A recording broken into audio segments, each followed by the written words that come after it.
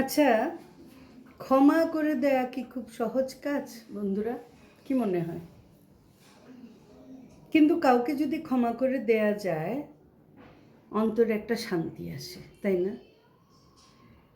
ক্ষমা চেয়ে কখনো করতে হয় না। এটা আমাদেরকে অনেক সময় আমাদের গুরুজনরাও বলতে ভুলে যান বা ভাবেন হয়তো ওরা নিজেরাই এটা বুঝবে। যে অপরাধ করে তার ক্ষমা চাইতে হয়, অনুতপ্ত হতে হয়, তওবা করতে হয়, তারপরে ক্ষমা দেওয়ার প্রশ্নটা আসে। কিন্তু কেউ ক্ষমা চায়নি, তুমি যদি তোমার উদারতার কারণে তাকে ক্ষমা করে দাও, এটা কিন্তু প্রশ্রয় হয়ে যায়। বরং সে তোমাকে আরেকদিন শোনাতে পারে, তোমার কাছে কি আমি ক্ষমা চেয়েছিলাম, কে বলেছিল ক্ষমা করতে? তার তো পরিবর্তন হবেই না, সে আরও বড় নির্যাতনকারী হয়ে যাবে। সুতরাং ক্ষমা প্রার্থনা করতে হয়, তারপর ক্ষমা দিতে হয়।